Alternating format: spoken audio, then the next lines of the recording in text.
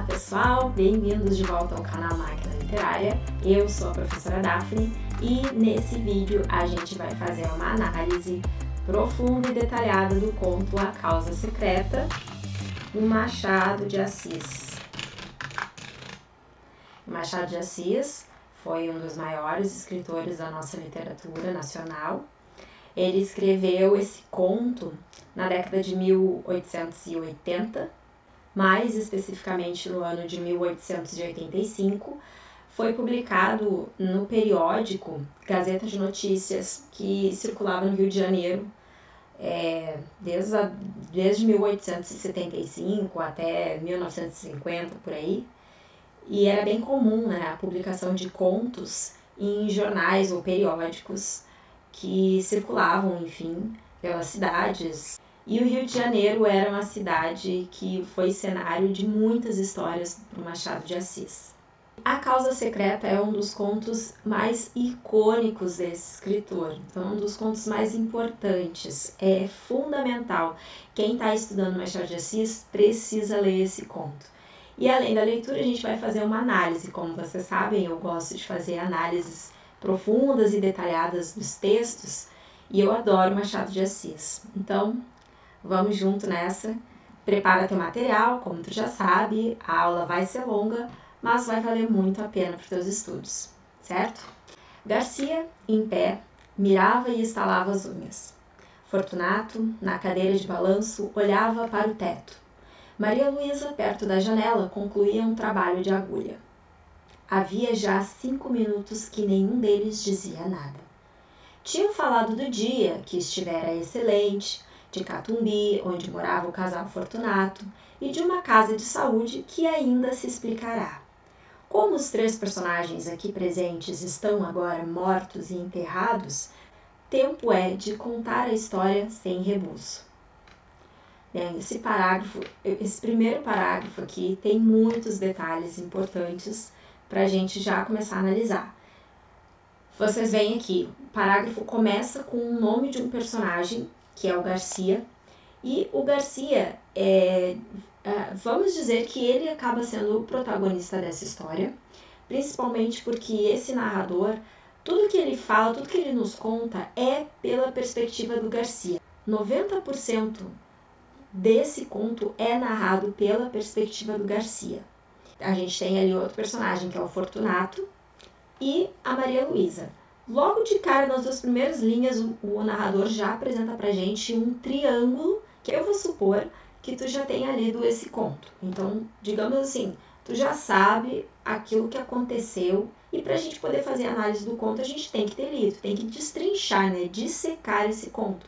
Então, é fundamental que a gente revele aí, ou que a gente saiba o que acontece nessa história.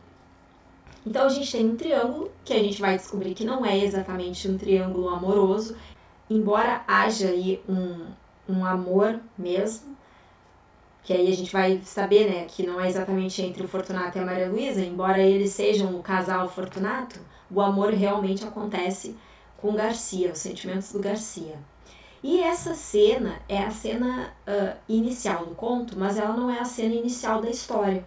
Essa história começa na metade, então existe uma expressão que se chama in media res. Quando a gente ouve essa expressão in media res, quer dizer que está da metade, a partir da metade. Então, o narrador traz essa cena para nós, mas assim como ele diz, né, adiante se explicará, essa questão da casa de saúde, mas só pelo fato do narrador dizer pra gente que mais adiante ele vai explicar o que é isso, já tá dizendo pra nós que, bom, a gente vai voltar pro passado, a gente vai ter uma prolepse aí. Pra gente ressaltar aqui a questão de Catumbi, que é uma cidade, então aqui a gente tem um recurso linguístico que o Machado de Assis gosta muito de utilizar, que é justamente apresentar o nome dos lugares, não inventar lugares fictícios, mas utilizar o nome de lugares reais da cidade onde ele está situando a narrativa. Então, no Catumbi, no caso, fica no Rio de Janeiro, então ele está utilizando essa cidade, o nome dessa cidade, justamente para agregar verossimilhança à leitura. Enfim, o leitor acreditar nessa história porque está acontecendo num lugar real. tá? E claro, isso tem muito a ver também com essa estética realista. Como os 3 personagens aqui presentes estão agora mortos e enterrados, esse trecho também é muito importante. Porque o que acontece? Esse narrador, ele monta essa cena inteira pra gente no pretérito imperfeito, que é aquele tempo do passado que aconteceu durante um tempo indeterminado. A gente não tem o início e nem o fim determinado desse tempo, né, o tempo que as ações duraram. Também não está definido quanto tempo duraram essas ações. E no mesmo parágrafo, o narrador já traz a gente para o presente de volta. Então, os 3 personagens aqui presentes estão agora mortos e enterrados. Então, poxa, segundos atrás ele estava trazendo pra gente a imagem viva desses personagens e ele quebra uma expectativa nossa já dizendo estão mortos. E isso causa na gente assim um grande paradoxo. As ações que acabam de ser, digamos assim, eternizadas no pretérito imperfeito, em segundos morrem e desaparecem no tempo presente. E a gente já é avisado dessa forma que essa narrativa não é uma narrativa linear, não está seguindo um tempo cronológico. Ele faz isso para prender a nossa atenção e nos instigar e fazer com que nós, leitores, queiramos ler, a gente continue lendo essa narrativa que está logo no início. Tinham falado também de outra coisa, além daquelas 3, coisa tão feia e grave que não lhes deixou muito gosto para tratar do dia, do bairro e da casa de saúde. Toda a conversação a esse respeito foi constrangida. Agora mesmo, os dedos de Maria Luísa parecem ainda trêmulos, ao passo que há no rosto de Garcia uma expressão de severidade que ele não é habitual. Em verdade, o que se passou foi de tal natureza que, para fazê-lo entender, é preciso remontar à origem da situação. Então, quando o narrador fala, tinham também falado de outra coisa, coisa tão feia e grave, ele não diz para nós exatamente o que é, né? Ele logo diz que ele tem que contar a origem, a causa de tudo isso que está acontecendo. Por que esses 3 personagens estão assim tão tensos, tão nervosos? E aí ele vai remontar para o passado, para as origens. E ele não revela pra gente o que é. A única coisa que ele diz, justamente para prender a nossa atenção, é que é uma coisa muito feia e muito grave. A gente fica pensando, nossa, deve ter sido uma coisa muito horrível. E faz com que a gente se engaje. Então, o leitor machadiano é um leitor engajado. E chega um momento que parece que o narrador ele tem a intenção, inclusive, de responsabilizar o leitor pela sua própria leitura, por mais que ele estivesse tentando convencer o leitor a ficar no texto. É como se tu tá lendo porque tu escolheu ler, não estou te forçando a nada. Aí quando ele diz agora mesmo, quando ele marca esse tempo presente, o narrador atesta para nós que ele é o onisciente, que vai contar para nós, vai mostrar para nós o seu conhecimento sobre os fatos que aconteceram. Então aqui o Garcia é formado em medicina, então o Garcia é médico, e antes dele ter se formado, ele encontrou o Fortunato pela primeira vez, e o Fortunato, enfim, saía da Santa Casa, e por enquanto a gente não tem informações do Fortunato, né? Ele tinha como das suas raras distrações, raras porque talvez fosse um homem muito ocupado, um médico muito ocupado, mas ele gostava de ir ao Teatro São Januário, que então aqui mais uma vez um recurso linguístico para reforçar a verossimilhança da narrativa, né? Que ele ia para assistir ao teatro, certo? Pelo menos uma vez no mês, e assim, só os mais intrépidos, só as pessoas mais corajosas iam até aquele recanto da cidade, né? E aí, bom, porque em um certo dia o Fortunato aparece por lá também. E essa peça que eles estavam assistindo é um dramalhão. E prestem bastante atenção nesse trecho. Cozido a facadas, ouriçado de imprecações e remorsos. Então esse campo lessical traz pra gente uma imagem do teor daquele drama que estava passando naquela noite. Então, muita facada, muita morte, muito sangue, Mas Fortunato ouvia com singular interesse. Ok, tem gente que gosta, né? Tem muita gente que gosta de filme de terror, que tem assassinato, que tem tiro, enfim. Conta pra mim aqui nos comentários se tu gosta desse tipo de filme, se tu gosta do gênero terror, se tu gosta desses filmes que tem muito sangue, muita matança. Eu particularmente não gosto. Não, sinceramente, eu não gosto mesmo, eu não consigo. Comenta aqui embaixo, quero saber, vamos conversar sobre isso também. Nos lances dolorosos, a atenção dele redobrava, os olhos iam avidamente de um personagem a outro, a tal ponto que o estudante suspeitou haver na peça reminiscências pessoais do vizinho. Então, o que a gente tem aqui?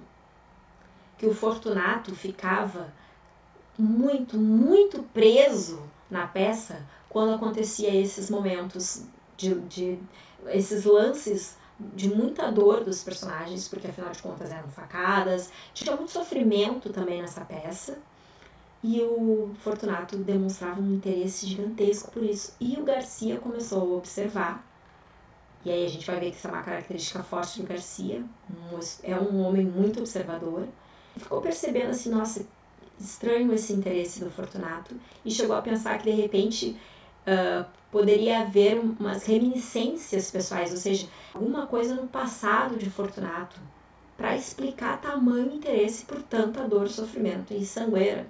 No fim do drama, que era toda essa parte dolorosa e sofrida, veio uma farsa, que já é um gênero mais cômico. E nesse momento Fortunato simplesmente vai embora, ele não tem interesse pela farsa.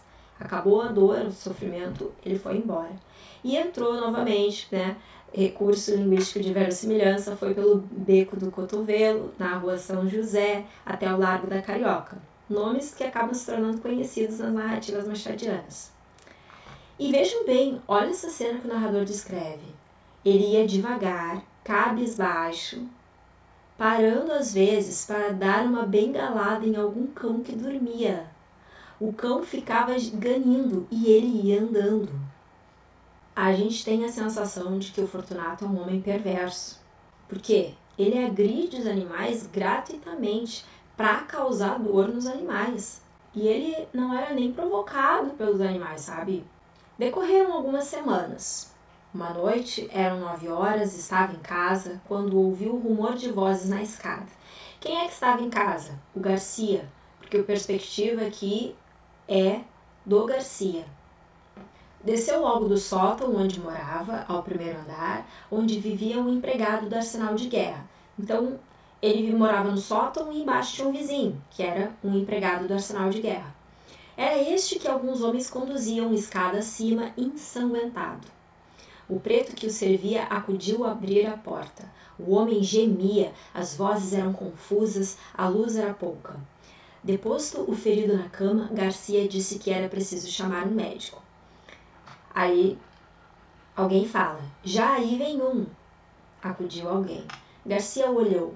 Era o próprio homem da Santa Casa e do teatro. Imaginou que seria parente ou amigo do ferido, mas rejeitou a suposição. Vamos nos atentar nessas palavras que estão destacadas. Imaginou aqui, o narrador está onde? Colado na mente do Garcia. E já descreve esse personagem psicologicamente. Transmite aos leitores uma personalidade racional, observadora e curiosa. Mas percebam, eu coloquei aqui em negrito, porque vejam só, aconteceu um acidente, a gente depois, né, o narrador vai dizer para nós que o Fortunato por acaso estava saindo por ali, passando por ali, né? Parece que esses elementos da dor, do sofrimento, atraem o Fortunato.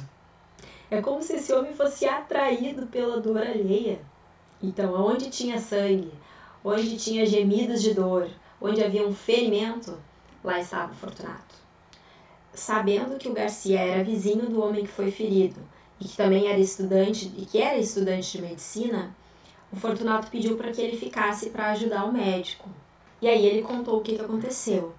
Foi uma malta de capoeiras. Eu vinha do quartel de Moura, onde fui visitar um primo, quando ouvi um barulho muito grande e logo depois um ajuntamento.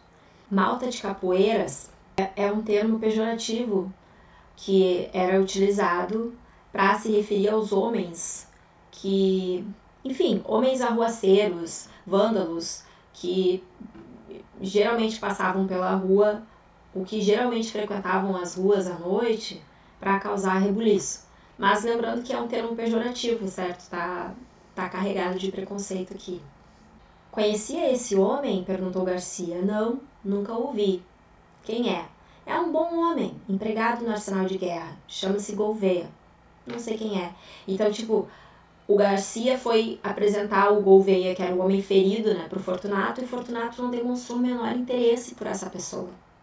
Aí o médico e o subdelegado chegaram e o desconhecido declarou chamar-se Fortunato Gomes da Silveira, é ser capitalista, solteiro, morador em Catumbi. Lembrando que ainda estamos no ano de 1860, o Garcia ainda não está formado e ele conheceu o Fortunato nessa época. A ferida foi reconhecida grave. Durante o curativo ajudado pelo estudante, ou seja, pelo Garcia, o Fortunato serviu de criado. Então é como se ele estivesse aqui sendo um auxiliar de enfermeiro, segurando a bacia, a vela, os panos, sem perturbar nada, olhando friamente para o ferido que gemia muito. Então vejam como ele olhava friamente, ou seja, ele não demonstrava nenhum tipo de sentimento de pena, assim, sabe, pelo sofrimento alheio. E o Fortunato fez uma gentileza, ele se disse disponível para auxiliar as pesquisas da polícia. O médico e o subdelegado foram embora e o Garcia e o Fortunato permaneceram na casa junto com o ferido, né, com o Gouveia. E o Garcia estava atônito. Olhou para ele, viu-o sentar-se tranquilamente, estirar as pernas, meter as mãos nas algibeiras das calças e fitar os olhos do ferido. Os olhos eram claros, cor de chumbo, moviam-se devagar e tinham a expressão dura, seca e fria. Cara magra e pálida, uma tira estreita de barba por baixo do queixo e de uma têmpora a outra, curta, ruiva e rara. Teria 40 anos.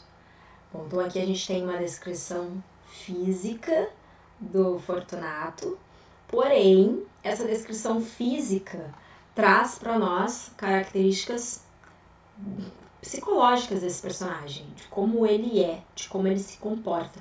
E o Garcia estava atônito, ou seja, ele estava um pouco chocado, porque a gente fica imaginando assim, bom, num momento de tensão tão grande, de ferimento, sabe, o ferido, né, o Gouveia, ele devia estar muito ferido, ele devia estar muito mal.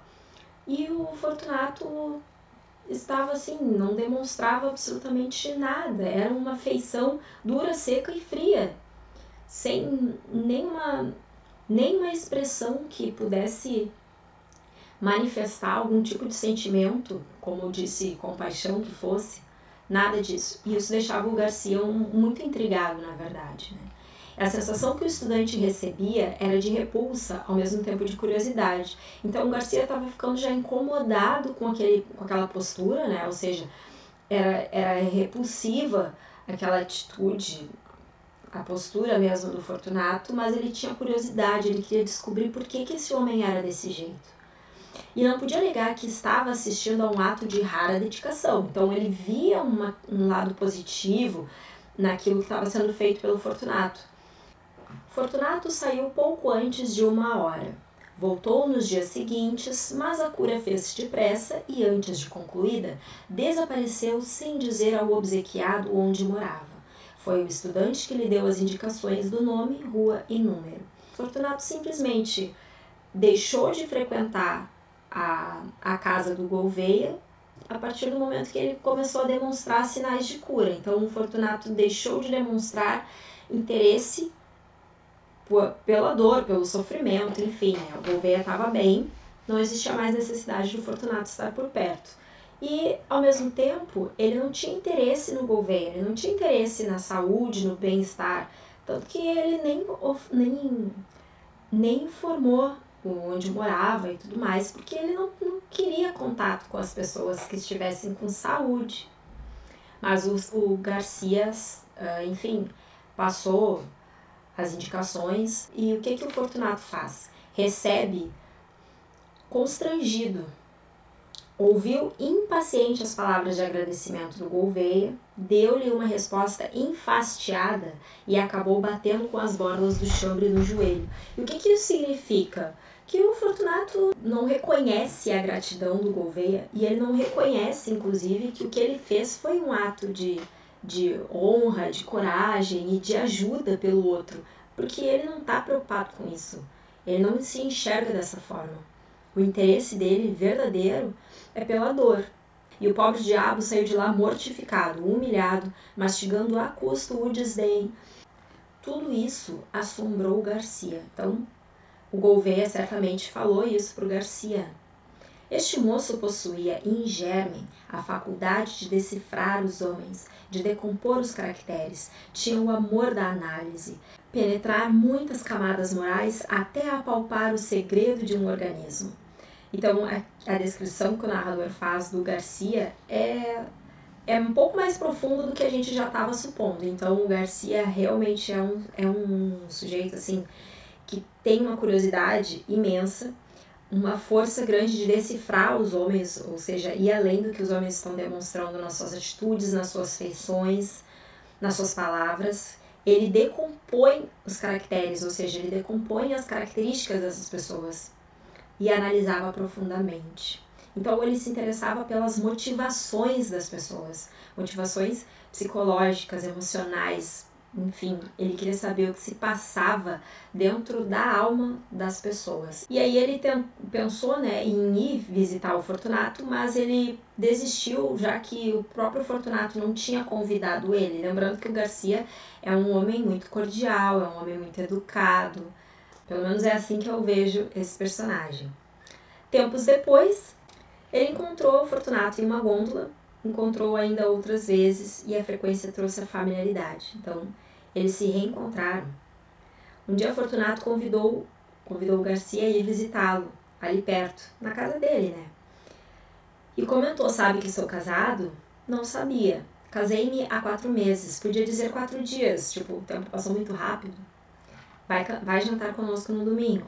Então, o Fortunato não ia aceitar desculpas do Garcia e foi lá e foi até a casa do Fortunato e ele, enfim, foi muito bem recebido. Então, o Fortunato ele sabe ser muito cordial, ser muito receptivo e recebeu o Garcia com um bom jantar, bons charutos, boa palestra, boa conversa, né? Na companhia da sua senhora, que era muito interessante. Então, a senhora, a esposa de Fortunato, a Maria Luísa, era uma mulher interessante, sob o ponto de vista do narrador, mas possivelmente do Garcia, né? A figura dele não mudara, ou seja, os olhos eram as mesmas chapas de estanho, duras e frias. As outras feições não eram mais atraentes que dantes. Então, ele continuou o mesmo. De um ano para o outro, ele não mudou nada. Maria Luísa, que possuía ambos os feitiços, pessoa e modos. Era esbelta, airosa, olhos meigos e submissos. Tinha 25 anos e parecia não passar de 19. Quase como se a Maria Luísa não tivesse muitas experiências, né? E essas características da Maria Luísa também são muito importantes. Tanto a Maria Luísa como pessoa, como os modos dela ser, o modo como ela agia, tudo isso dava para ela uma afeição muito grande do Garcia. Então, o Garcia, a gente já sabe que é um analista, né? Analisa todo mundo com profundidade e ele já começa a observar a Maria Luísa e essa definição é basicamente como o Garcia enxerga ela, né? Garcia, a segunda vez que lá foi, percebeu que entre eles havia alguma dissonância de caracteres entre a esposa, entre Maria Luísa e o Fortunato, ou seja, tinha uma diferença muito grande de personalidade entre os dois, de caráter talvez. Pouca ou nenhuma afinidade moral.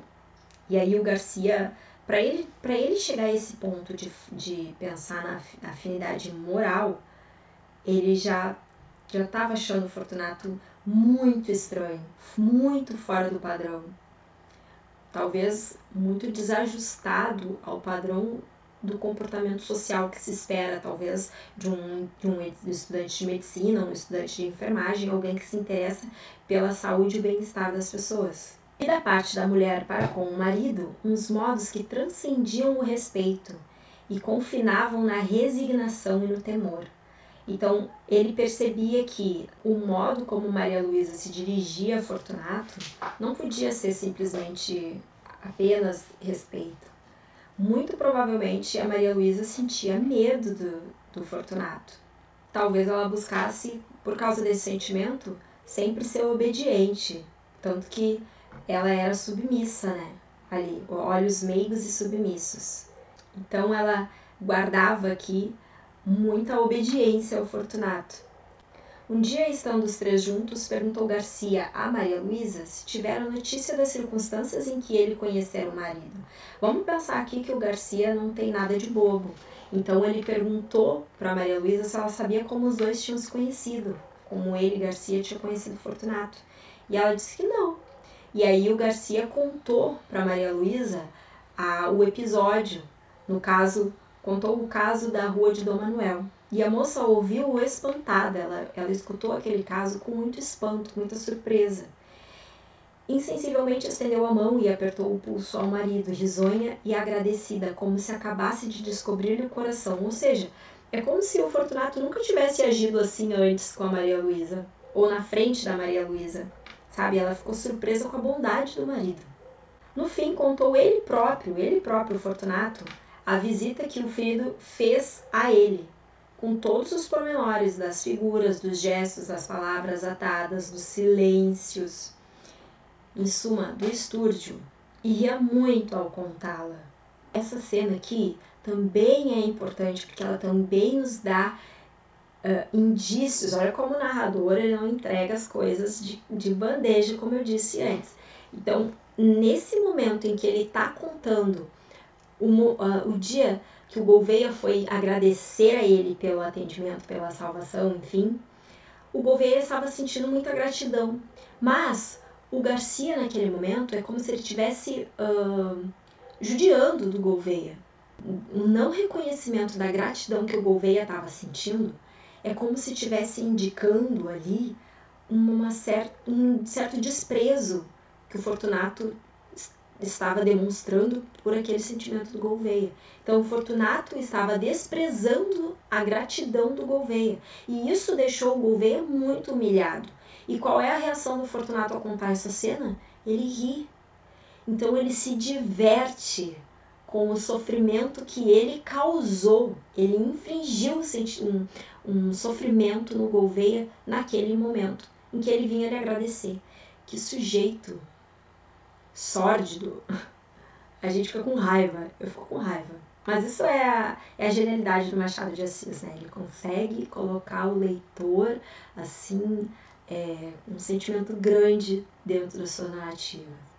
E o Garcia pensou, né? Singular homem. Mas, ou seja, é um homem, singular homem. É um homem muito diferente, mas é um homem muito estranho. É um homem fora do comum, desajustado. Algo não é normal nesse sujeito.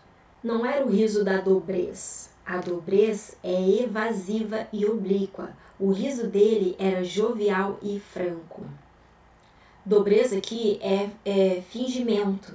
Então ele não estava fingindo, porque o fingimento é evasivo, é dissimulado, né? É oblíquo. Ele estava sendo verdadeiro na graça que ele estava achando, no sofrimento, na vergonha que ele estava gerando no Gouveia.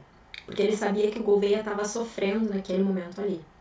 Maria Luísa ficou desconsolada com a zombaria do marido. É como se o narrador estivesse dizendo pra gente que a Maria Luísa já estivesse acostumada.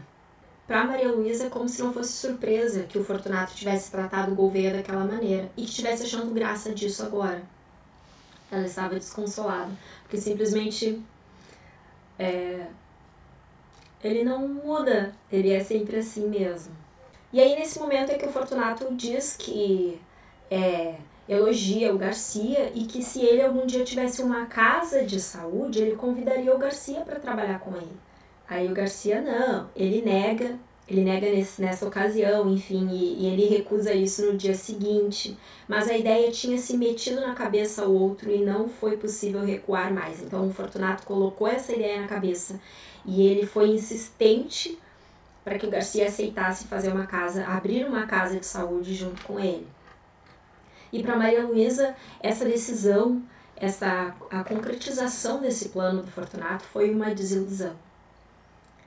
Criatura nervosa e frágil, padecia só com a ideia de que o marido tivesse de viver em contato com enfermidades humanas. A Maria Luísa sofreu muito com isso. E, bom, a Maria Luísa sofreu com uma decisão do Fortunato. O que a gente já pode mais ou menos deduzir disso? Por que o Fortunato foi tão insistente em fazer uma coisa que ia causar um desgosto tão grande para sua própria esposa, né? O narrador já nos dá as características aqui, né? Criatura nervosa e frágil. Então ela era nervosa, mas por causa de quê? Por que ela era uma criatura nervosa? E ela era frágil em que sentido? Os nervos, a tensão, a ansiedade, o medo. Por que era frágil? Como que ela se tornou essa criatura nervosa e frágil? E ela já ficava doente só com a ideia de que o marido fosse realmente entrar em contato com enfermidades humanas. E aí a gente pode já deduzir, né, que como a Maria Luísa sabia que o Fortunato torturava animais, na cabeça dela ele seria absolutamente capaz de torturar seres humanos também. Verdade é que Fortunato não curou de mais nada, nem então, nem depois. Aberta a casa, foi ele o próprio administrador e chefe de enfermeiros. Examinava tudo, ordenava tudo, compras e caldos, drogas e contas. Então, ele era o grande administrador da casa de saúde. Garcia pôde então observar que a dedicação ao ferido da rua do Dom Manuel não era um caso fortuito, mas assentava na própria natureza desse homem. Então aqui ele como se ele tivesse a visão assim, não, Fortunato é assim mesmo. É uma dedicação fora do comum, né, uma virtude, enfim. Não recuava diante de nada, não conhecia moléstia aflitiva ou repelente e estava sempre pronto para tudo. Então ele era chamado para todo tipo de moléstia, todo tipo de doença, todo tipo de ferimento. Nada repelia esse homem, nem um sangue, nem uma dor, nem um gemido, nem um grunhido, nada repelia esse homem, nada torturava, nada causava nele mal-estar. Ele estava sempre lá. Toda a gente pasmava e aplaudia. Fortunato estudava, acompanhava as operações e nenhum outro curava os cáusticos, ou seja, nenhum outro médico curava os cáusticos. Lembrando que os cáusticos são substâncias, né, enfim, que corroem tecidos orgânicos, então, e ele ainda diz assim, ó, tem muito fé nos cáusticos, sabe? Ele sabe os efeitos e sabe utilizar os cáusticos e sabe também como curar os cáusticos. A comunhão dos interesses apertou os laços da intimidade. Comunhão de interesses. Então, quais seriam os interesses? Interesses na casa de saúde e alguns outros interesses, talvez. Garcia tornou-se familiar na casa do Fortunato e da Maria Luísa. Ali jantava quase todos os dias. Ali observava a pessoa e a vida de Maria Luísa, cuja solidão moral era evidente. Então, o Garcia já sabia que moralmente os dois eram completamente diferentes, sendo a Maria Luísa infinitamente melhor. E a solidão como que lhe duplicava o encanto. Olha, Garcia então olhava para Maria Luísa, começou a sentir que alguma coisa agitava quando ela aparecia, quando falava, quando trabalhava, calada ao canto da janela, ou tocava ao piano umas músicas tristes. Então vejam bem, aqui a gente tem... dentro dessa visão que o Garcia tem da Maria Luísa e das ações que ela tem na própria casa, no cotidiano, a gente percebe como essa mulher está infeliz, né? Então, as músicas que ela toca são músicas tristes. Quando ela trabalha na costura, ela trabalha calada, sem compartilhar muitos pensamentos, sem se manifestar sobre as coisas, sobre a vida, enfim. É uma mulher muito acanhada, muito fechada, entristecida mesmo, desencantada talvez. Manso e manso entrou-lhe o amor no coração. Quando deu por ele, quis expeli-lo, mas que entre ele e Fortunato não houvesse outro laço que o da amizade. Mas não pôde. Pôde apenas trancá-lo. Então, Garcia trancou dentro dele mesmo esse amor que ele começou a sentir pela Maria Luísa. que compreendeu ambas as coisas, a afeição e o silêncio, mas não se deu por achada. Então a Maria Luísa percebeu que o Garcia gostava dela, que percebeu que ela era amada pelo Garcia, mas também percebeu que o Garcia não demonstrava, não ia além do laço de amizade. E ela não precisou se esquivar, enfim, ela não se afastou também. Vamos supor aqui, a gente não tem como saber se a Maria Luísa também não tinha interesse pelo Garcia, né? Mas talvez o fato de ela não se dar por achada pode nos dar um indício de que era uma maneira que ela tinha de manter o Garcia próximo, porque ela se sentia segura com uma outra pessoa, com um médico, quem sabe, na casa, tão presente na casa dela. Então ela não afastou o Garcia, ela não se afastou do Garcia, ela não mudou a forma de se comportar e de agir diante ou em relação ao Garcia. E eu acho que nesse ponto aqui, que é um detalhe singelo, com um significado muito grande, que se a gente não prestar atenção, isso passa batido, ela simplesmente não reage a isso. Ela mantém a postura diante do Garcia, talvez para fazer com que ele permaneça no círculo de amizade do Fortunato, principalmente. No começo de outubro, deu-se um incidente que desvendou ainda mais aos olhos do médico a situação da moça.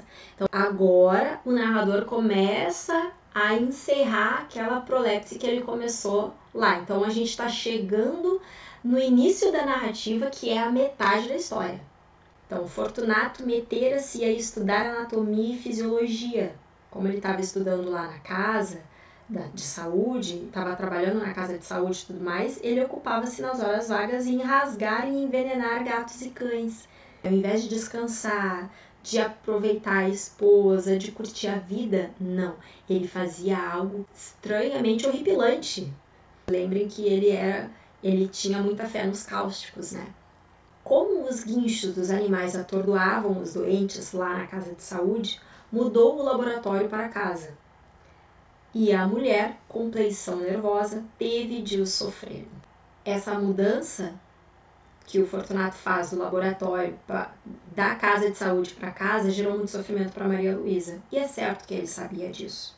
Um dia, porém, não podendo mais suportar, foi ter com o Garcia e pediu-lhe que, como coisa sua, ou seja, como se isso fosse um desejo do Garcia, que ele alcançasse do marido a cessação de tais experiências dentro da casa deles. E aí o Garcia questiona ela, pô, mas a senhora mesma poderia pedir isso a ele, afinal a senhora é esposa. E ela responde sorrindo, né, enfim, ele naturalmente achará que sou criança. E essa frase aqui deixa para nós algo muito claro sobre a Maria Luísa. Essa é uma mulher impotente, submissa, sem voz própria. Ela não tem condições de ir contra ao marido, porque ela tem medo dele. E ela declara para o Garcia, né? Isso me faz mal, e creia que faz. Vamos considerar isso daqui como uma fala importante da personagem. Isso me faz mal, e creia que faz.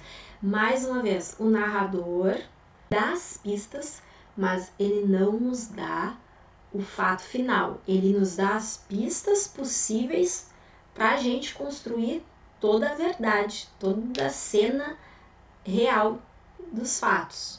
Como é que o Fortunato envenena os animais? Que tipo de substância ele utiliza? Lembrando, gente, que nós estamos ali na época de 1880, a gente está na segunda metade do século XIX, a química, os fármacos, digamos assim, os remédios, enfim, eram utilizadas muitas substâncias tóxicas que em contato com a pele ou simplesmente o contato pelo ar, né, ou seja, o ar nos olhos, a respiração, entrando esse ar pela boca, enfim, tudo poderia ser causa de alguma doença em muito pouco tempo. O narrador pode estar querendo incutir na gente a ideia de que a Maria Luísa estava sofrendo por tabela por alguma daquelas experiências, ou sofrendo, né, ou sofrendo em si, é isso que eu quero dizer.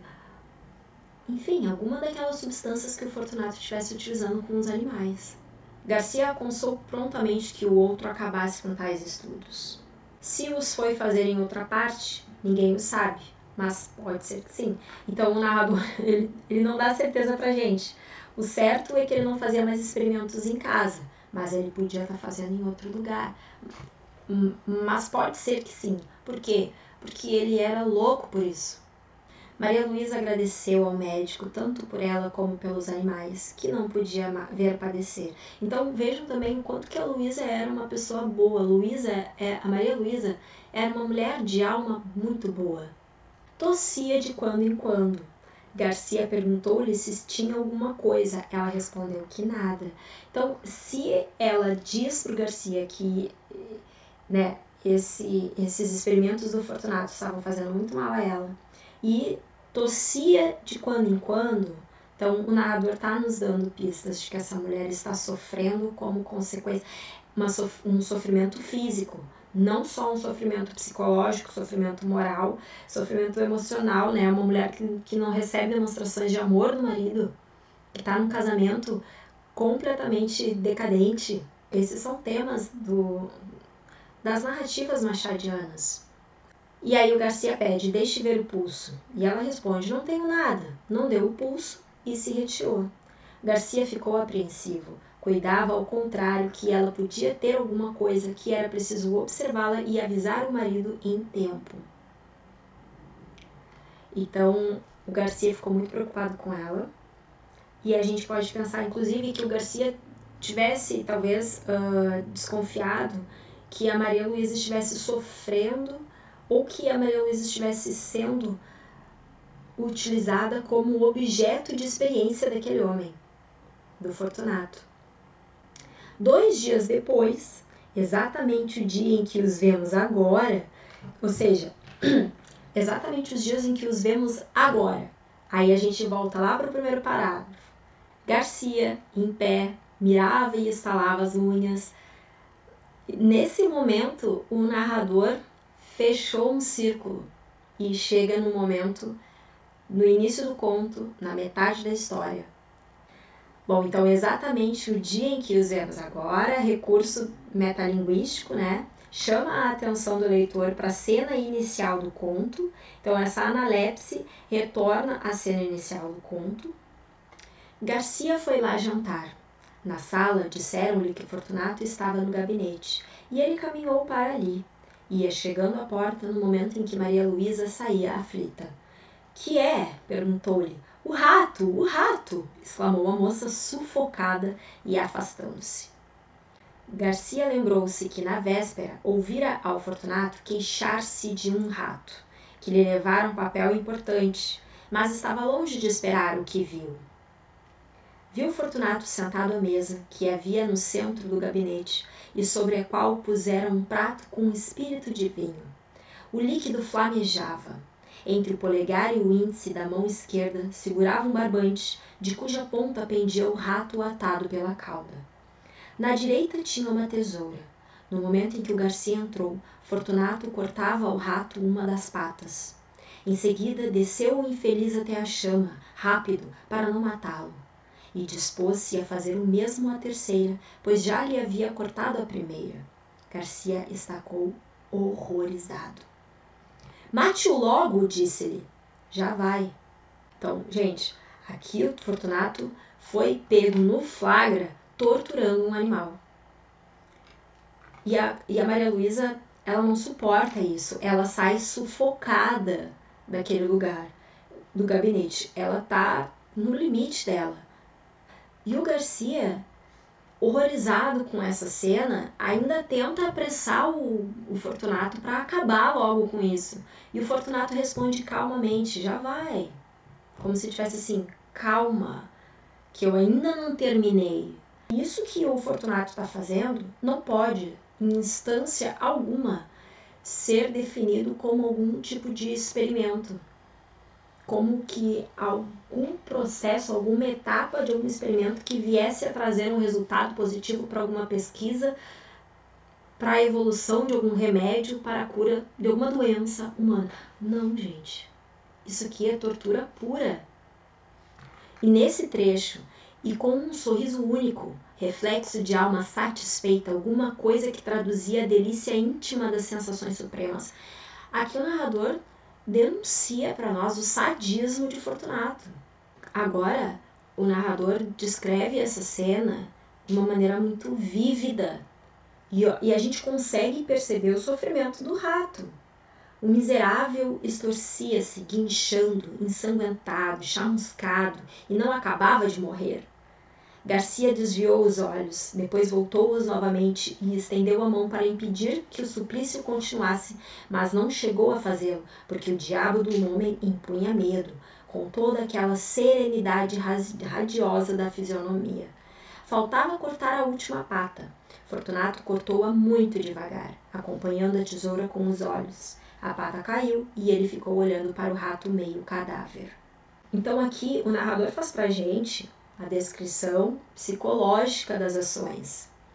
Cortou-a muito devagar. Cena tortuosa. Essa cena é uma cena tortuosa pro leitor. Então ninguém escapa da tortura. Então o rato é torturado, né? O Gouveia foi torturado, a Maria Luísa é torturada, o Garcia também é torturado.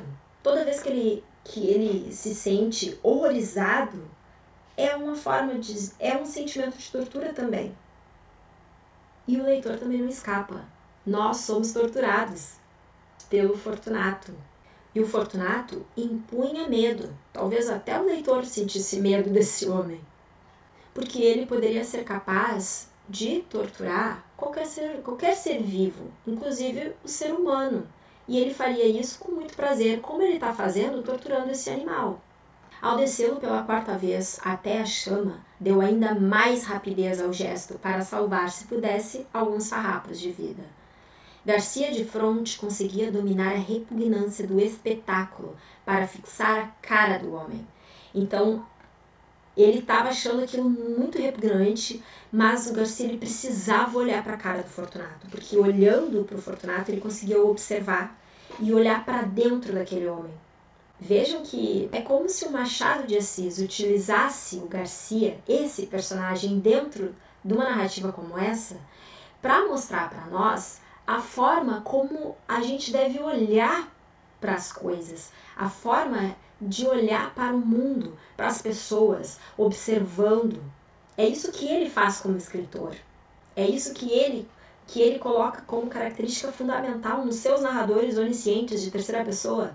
É a observação minuciosa, é a observação calma, a observação lenta, a observação profunda das pessoas, da alma humana, dos detalhes das ações, como as pessoas agem, o que está por trás daquilo que elas dizem e quais são as motivações das ações das pessoas. Então é como se o Machado de Assis utilizasse o Garcia justamente para, dentro dessa ficção muito próxima da realidade, muito verossímil, para nos informar, para nos comunicar, para nos educar, para nos instruir de como fazer para desvendar a alma humana. Nem raiva, nem ódio. Tão somente um vasto prazer, quieto e profundo, como daria a outro a audição de uma bela sonata ou a vista de uma estátua divina, alguma coisa parecida com a pura sensação estética. Esse trecho aqui é muito interessante. O que o narrador coloca para nós? É como se a gente tivesse uma grande metáfora, né? Essa cena de tortura do rato é um espetáculo na visão do Fortunato. E esse espetáculo de tortura, assemelhando-se talvez a uma bela sonata ou alguma estátua divina, isso gera nele pura sensação estética, como se Fortunato visse uma beleza sublime no som, nos gestos e na visão do sofrimento, como se para ele aquilo, né, a sonata, uma bela sonata, então os grunhidos do rato, né, uma estátua divina, aquele cadáver morto ensanguentado, para ele aquilo causava uma sensação de bem-estar muito grande, como a gente somos seres não sádicos, digamos assim, né? Nós não sentimos prazer com o sofrimento alheio, nós sentimos repugnância com essas cenas, enfim, que a gente vê, né, com a tortura do rato. É uma grande metáfora da arte. Como muitas vezes os filmes de terror e assassinato aprazem os espectadores. E aí eu acho que é muito legal a gente pensar até que ponto, de repente, o Machado talvez ele esteja indo além, desvendando no próprio leitor que se identifica com o Fortunato, conhecer-se a si próprio. O Machado era genial. E o Fortunato não estava fingindo. Ele realmente se sentia dessa forma, olhando para aquela cena ou agindo, torturando o rato daquela maneira. Fortunato aproveitou para cortar-lhe o focinho. Gente, como se agora ele tivesse chegado ao ápice de prazer dentro daquele espetáculo tortuoso. E pela última vez chegara a carne ao fogo. Afinal, deixou cair o cadáver no prato e arredou de si toda essa mistura de chamusco e sangue. Quando o Fortunato se levanta e percebe o médico, ele tem um sobressalto. Então mostrou-se enraivecido contra o animal, que lhe comera o papel, mas a cólera evidentemente era fingida. Então, o que é esse sobressalto que o Fortunato teve? É como se ele tivesse dado conta que agora ele precisa justificar tudo isso que ele fez e que eles viram ele fazendo. E a justificativa dele é que ele era a raiva que ele tivesse sentido pelo animal por ele ter comido aquele papel tão importante, mas era evidente o fingimento do Fortunato. Então Garcia percebe que é puro fingimento. O que isso também passa pra gente, né? Uma ideia assim, a verdadeira personalidade dele, o sadismo que ele sentia e segundo o qual ele agia, né? Só que não deu, ele não consegue, é mais forte do que ele. E assim, nesse momento, se despedaça a imagem de homem bondoso e preocupado com o outro. E aqui a gente tem uma outra característica da narrativa machadiana, que são as máscaras dentro de uma sociedade de aparências. E essas máscaras caem, mas elas não caem assim facilmente. A gente precisa desvendar o que está por trás dessas máscaras. Somos nós, leitores, que devemos desmascarar os sujeitos da sociedade. E agora vem a grande chave de leitura da história. Agora vem a revelação do título dessa história. Castiga sem raiva, pensou o médico, pela necessidade de achar uma sensação de prazer que só a dor alheia lhe pode dar. É o segredo deste homem. Então, essa é a causa secreta do Fortunato. Ele é sádico. E por isso que ele castiga sem raiva, porque ele não tem raiva a fazer aquilo. Ele não está se vingando de nada. O Fortunato não se vinga do rato por ter comido papel. Se tivesse ou não tivesse comido papel nenhum, né? É uma grande desculpa do Fortunato. Mas ele faz isso para sentir prazer. O Fortunato encareceu a importância do papel, mas nada disso adiantava para o Garcia, né? Garcia ouvia só, sem dizer nada, sem lhe dar crédito, não acreditava mais. Relembrava os atos dele, graves e leves, achava a mesma explicação para todos aqueles atos. Para todos os atos, os mais graves e os mais leves, Garcia agora entendia tudo. Vejam que o Garcia, ele não foi pego de súbito. Ele está analisando o Fortunato desde o início. Desde a peça lá no Teatro de São Januário, foi quando o Fortunato chamou a atenção do Garcia nesse sentido, desses detalhes, do interesse que o personagem sentia por aquela peça, aquele dramalhão, cheio de facadas e mortes e tudo mais. Era a mesma troca de teclas de sensibilidade, um diletantismo sui generis, uma redução de Calígula. Acho importante a gente comentar aqui, porque esse termo sui generis, o Machado gosta de usar nas obras deles muitas expressões em latim. E sui generis é uma expressão latina que quer dizer muito, muito particular, muito singular, muito próprio. É único de alguém. Então, um diletantismo sui generis é uma dedicação muito singular, algo incomum aos outros homens, né? E a redução de Calígula, que também aí no caso é uma referência, a gente tem a intertextualidade presente aqui nesse pequeníssimo detalhe, mas que é interessante porque acaba fazendo Uma comparação do Fortunato com o Calígula é uma imagem, né? Então, o Calígula foi um imperador que foi muito conhecido pela capacidade dele ser cruel, de torturar e redução, ou seja, o Fortunato, não sendo imperador, é igual a Calígula no sentido de torturador, assim, de maldoso, cruel mesmo. É interessante a gente pensar isso, né? Porque o Fortunato, ele não sentia alegria na cura. Por outro lado, o bem-estar das pessoas é como se fosse uma brecha para ele causar sofrimento. Então a gente para e pensa, né? Bom, então um médico, um enfermeiro, ele sente alegria em restaurar a saúde de um enfermo.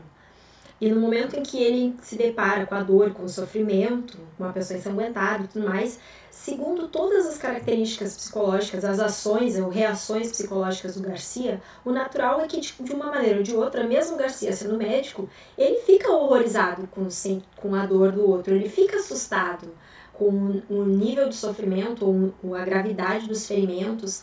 Então é uma coisa natural do ser humano sentir medo ou ficar tenso, mesmo quando ele é requisitado para fazer curativo, para fazer cirurgia, enfim.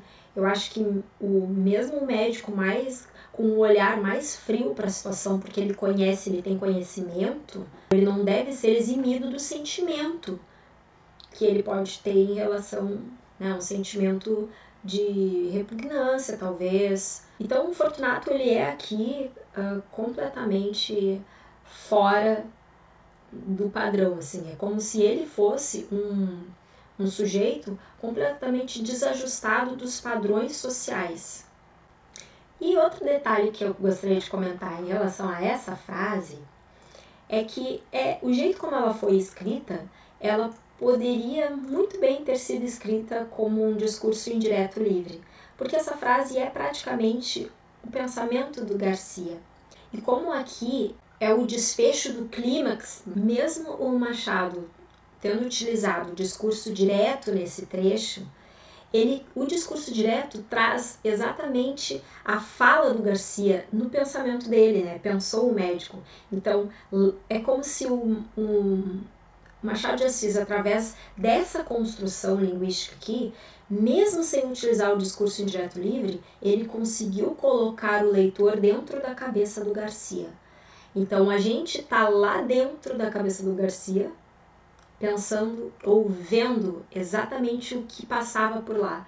Castiga sem raiva, pela necessidade de achar uma sensação de prazer. Então, o pensamento do Garcia não é que veio à tona, mas fomos nós arrastados para dentro da mente dele. Genial, né, gente? Quando Maria Luísa voltou ao gabinete, daí a pouco, o marido foi ter com ela, rindo, pegou-lhe nas mãos e falou-lhe mansamente: fracalhona. E voltando-se para o médico, há de crer que quase desmaiou? Então, assim, o Fortunato ainda mofa, né? Ele debocha da tensão, do medo, do nervosismo da Maria Luísa. Maria Luísa defendeu-se a medo. Disse que era nervosa e mulher. Bom, é uma mulher completamente submissa, né? Uma mulher sem voz ativa, que depois foi sentar-se à janela com as suas lãs e agulhas, como se fosse apenas isso que ela fizesse, né? E os dedos ainda trêmulos, tal qual a vimos no começo dessa história. Então, metalinguagem novamente, chamando o leitor, né? Então, ele está trazendo o leitor para dentro do texto, ali na primeira pessoa do plural. Nós vimos essa mulher no começo dessa história. Onde lembrar-se que, depois de terem falado de outras coisas, então aqui a gente tem essa metalinguagem de novo, né? Ficaram calados os três. Vocês lembram disso, né? Vocês lembram que eu contei para vocês que eles ficaram calados? O marido sentado olhando para o teto, o médico estalando as unhas e a Maria Luísa com os dedos trêmulos. Vocês lembram, né? É isso que o narrador tá exigindo da gente, tá cobrando de nós, que a gente se lembre do início da história. Pouco depois foram jantar, mas o jantar não foi alegre. Maria Luísa cismava e tossia. Então aqui a Maria Luísa tossia já de nervoso. A gente sabe que existe a tosse nervosa. Ela estava nervosa pelo que aconteceu, e isso acentuava ainda mais o sintoma da doença que ela já estava, né? Então a Maria Luísa já estava doente e o nervosismo causava tosse, muita tosse. E o médico indagava de si se ela não estaria exposta a algum excesso na companhia desse homem. Fosse algum excesso no sentido dela, assim como o rato e os outros animais, ela ser objeto de experiência desse homem, ou algum excesso na companhia do Fortunato, no sentido de que justamente essas torturas, né, geravam para ela um excesso de tensão, um excesso de nervosismo. Era um sofrimento, ela estava ficando doente também por causa disso. Era apenas possível, né? Isso o narrador, a gente sabe que é a perspectiva do Garcia, então o narrador e o Garcia estão juntos sob um mesmo olhar. Era possível que ela estivesse sofrendo algum excesso na companhia de tal homem, mas o amor tocou-lhe a possibilidade em certeza. Então, pelo sentimento de amor, ele teve certeza que ela sofria na companhia desse homem. E tremeu por ela e cuidou de os vigiar. Tremeu por ela. Ou seja, veja como o Garcia também é um homem bom. É como se moralmente o Garcia e a Maria Luísa estivessem muito próximos, estivessem muito afins. Ela tossia e não se passou muito tempo que a moléstia não tirasse a máscara. Era a tísica. Então, aqui interessante como o narrador coloca, né? Velha dama insaciável que chupa a vida toda até deixar um bagaço de ossos. Então já é uma visão do definhamento, de como essa doença definha o corpo. E vejam que também é um processo torturante, né? Chupa a vida toda até deixar um bagaço de ossos. Fortunato recebeu a notícia como um golpe. Amava deveras, amava de verdade a mulher, a seu modo. Estava acostumado com ela, custava-lhe perdê-la. E esse detalhe aqui também é importante. É como se aqui a gente tivesse a redução do amor ao costume, ao hábito, ao costume da presença da mulher. Perdê-la custava-lhe o quê? Custava-lhe quanto? Custava-lhe o hábito? Né? Qual era o preço que ele iria pagar por perder a mulher se ele estava apenas acostumado com ela? Né? Então o narrador passa pra gente a ideia de que não existe amor, existe apenas o costume, um casamento de costume. E não poupou esforços, vejam bem, o Fortunato não poupou esforços, médicos, remédios, ares, todos os recursos e todos os paliativos. Então ele se dedicou muito à mulher, mas foi tudo vão, a doença era mortal. Não a deixou mais. Então aqui ele se fez presente ao máximo, né? Ele cuidou da Maria Luísa, ele acompanha de perto o sofrimento físico da esposa. Fitou o olho baço e frio, então agora o narrador está dizendo como que a Maria Luísa está fisicamente, naquela decomposição lenta e dolorosa da vida. Bebeu uma a uma as aflições da bela criatura. Então, quando essa expressão assim, bebeu uma a uma, é como se ele estivesse apreciando as aflições da Maria Luísa. Agora magra e transparente. Vejam a imagem. Essa aqui é uma cena, é muito imagética essa descrição. Devorada de febre e minada de morte. Egoísmo aspérrimo, faminto de sensações, não lhe perdoou um só minuto de agonia, nem lhes pagou com uma só lágrima, pública ou íntima. Fortunato não sofria com a chegada da morte da Maria Luísa. Ele não chorava por isso, ele não sofria com isso. Só quando ela expirou é que ele ficou aturdido. Então, mas por que ele ficou aturdido? Porque o sofrimento acabou. E agora a gente vai para os momentos finais da narrativa. De noite, indo repousar uma parenta de Maria Luísa, que a ajudara a morrer. Esse trecho aqui, gente, eu fico sempre assim com o pezinho atrás. Esse trecho aqui eu fico com uma desconfiançazinha, né? Uma parenta que a ajudara a morrer. Que tipo de ajuda essa parenta deu para Maria Luísa morrer? Enfim, desconfianças. Coisas que o Machado de Assis nos ensina através dos seus narradores, né? Ficaram na sala Fortunato e Garcia, velando o cadáver, ambos pensativos. Mas o próprio marido estava fatigado. O médico disse-lhe que repousasse um pouco. Vá descansar. Passe pelo sono 1 hora ou 2. Eu irei depois. E aí, ok, o Fortunato foi descansar. E aí ele desperta, tenta dormir de novo, não consegue e levanta. Caminhava na ponta dos pés para não acordar a parenta que dormia perto e chegando à porta estacou assombrado. E aqui, gente, a partir desse trecho, nesse próximo parágrafo, parece que o narrador repete para nós a estrutura da cena da tortura do rato. Porque Fortunato dessa vez estanca assombrado. E dessa vez o narrador inverte os elementos daquela cena ao assumir uma outra perspectiva. Agora o narrador olha pelos olhos de Fortunato. O Fortunato olhava para Garcia, o Fortunato observava o que o Garcia fazia. O Garcia era que contemplava um corpo agora já passado, esse corpo passou por um processo de tortura e ele contemplava pesarosamente, tristemente, esse corpo agora cadavérico. O Garcia sofria agora uma tortura pela perda. Então era o Garcia que se sentia nesse momento torturado com a perda da amada. E o Fortunato permanecia ali sentindo prazer com a dor do Garcia. É como se nesse trecho, nesse parágrafo, o narrador colocasse a gente mais na visão. Realmente, o narrador coloca a gente sob a perspectiva do Fortunato e é como se a gente conseguisse fazer inclusive um paralelo com a cena da tortura do rato. É como se a gente conseguisse enxergar aquela cena quase da mesma maneira como o Fortunato enxergava e perceber o quanto aquilo era importante para ele.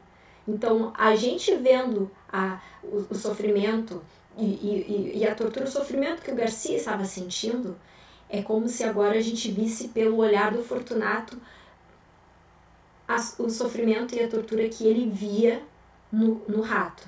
Vamos ao parágrafo. Garcia tinha se chegado ao cadáver, levantara o lenço e contemplara por alguns instantes as feições defuntas. Depois, como se a morte espiritualizasse tudo, inclinou-se e beijou-a na testa.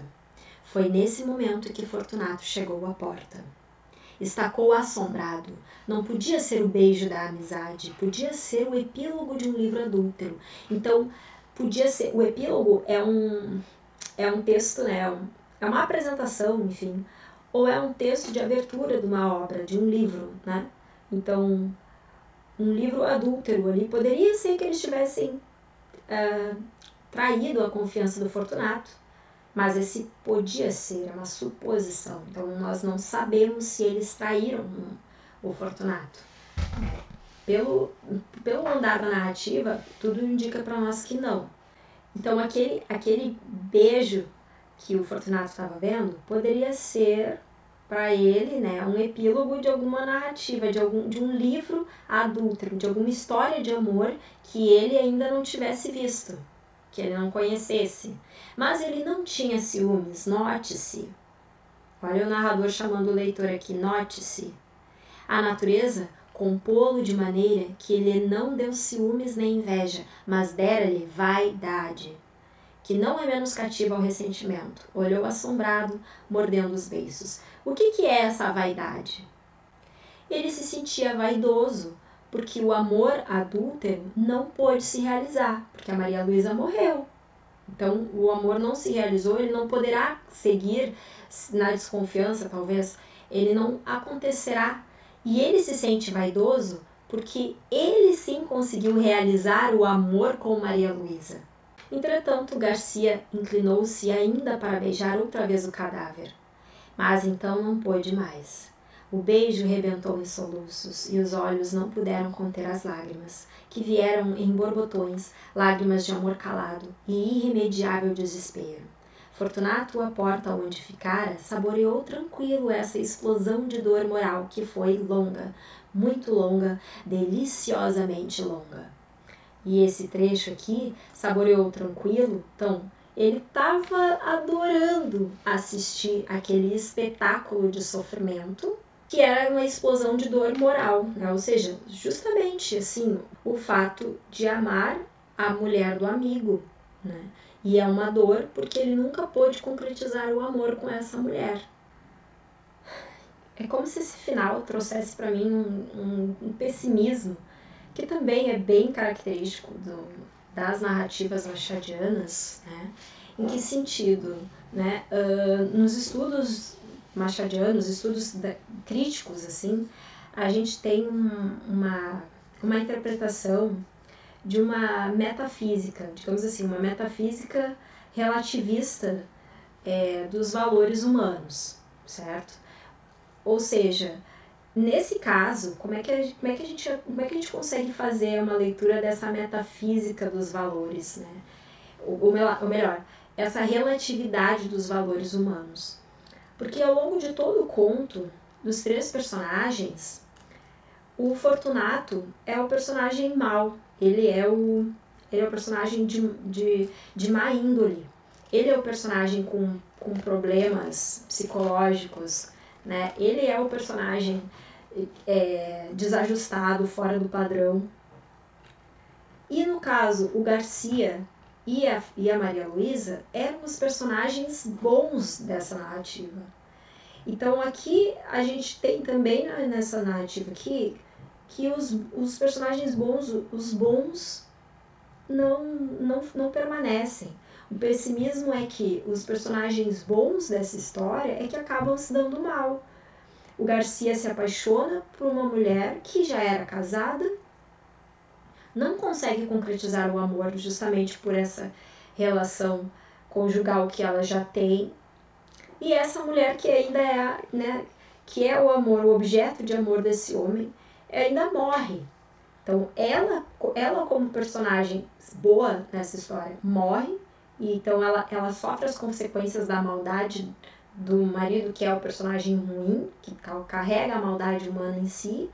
O Garcia também é o personagem que acaba sofrendo as consequências, perdendo a amada, enfim. Então dá um pessimismo.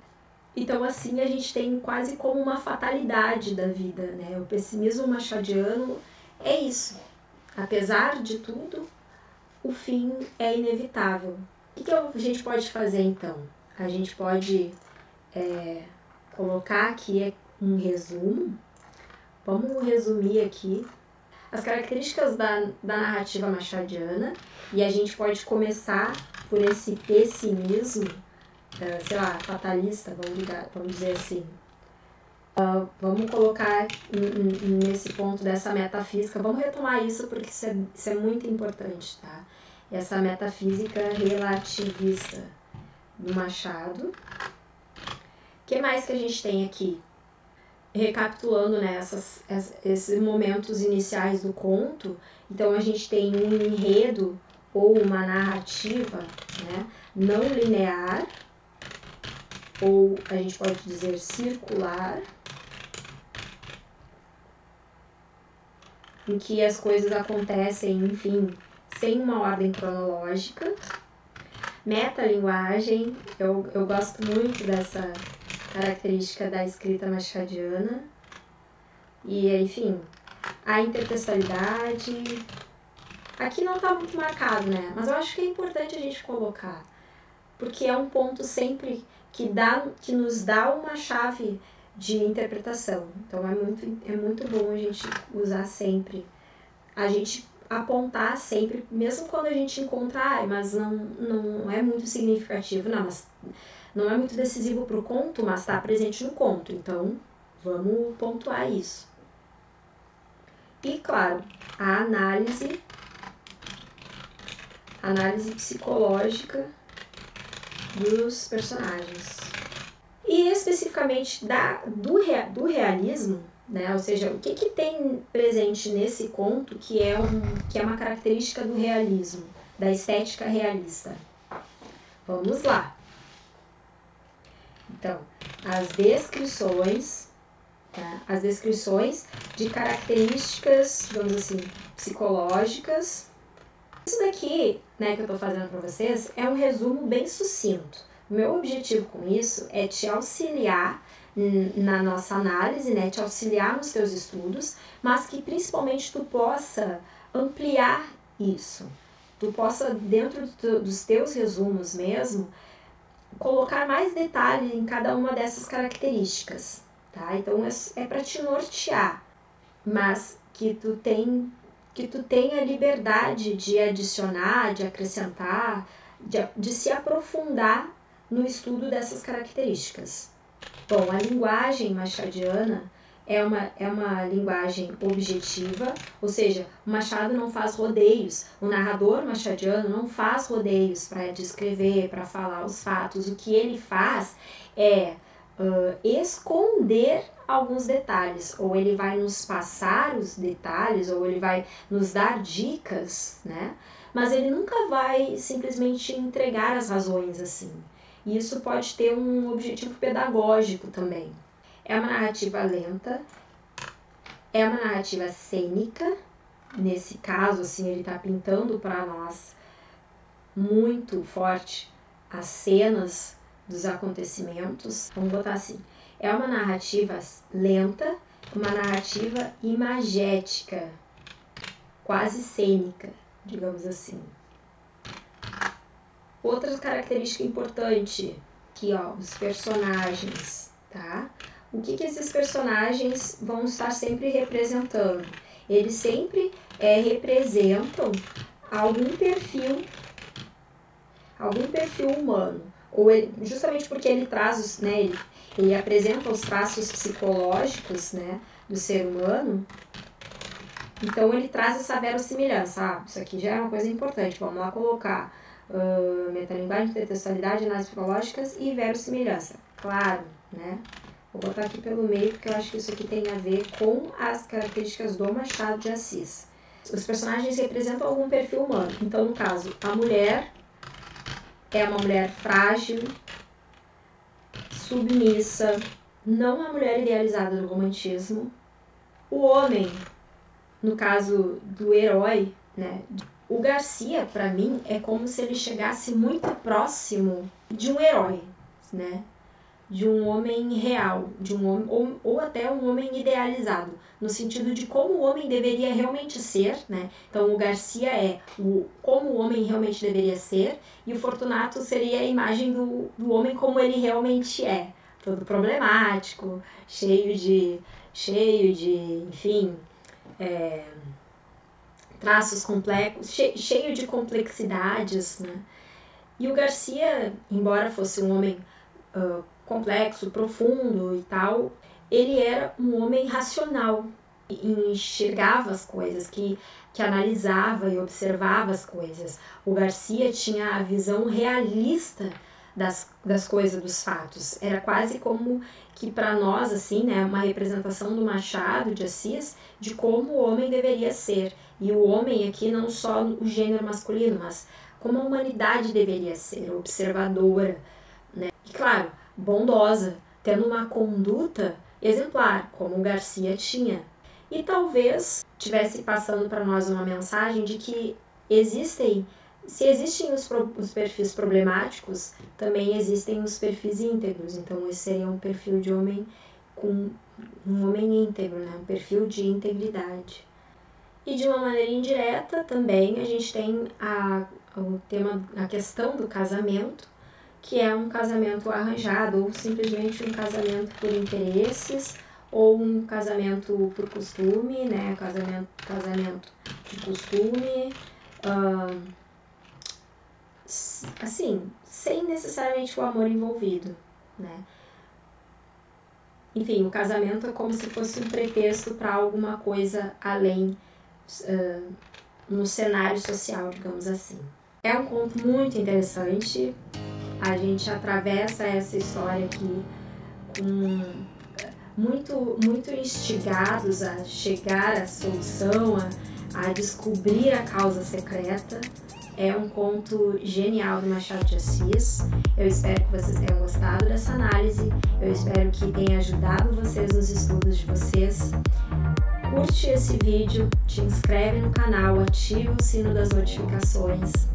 Compartilhe esse vídeo também com seus amigos e amigas que estejam estudando Machado de Assis. te agradeço pela tua presença aqui e até o próximo vídeo. Até mais!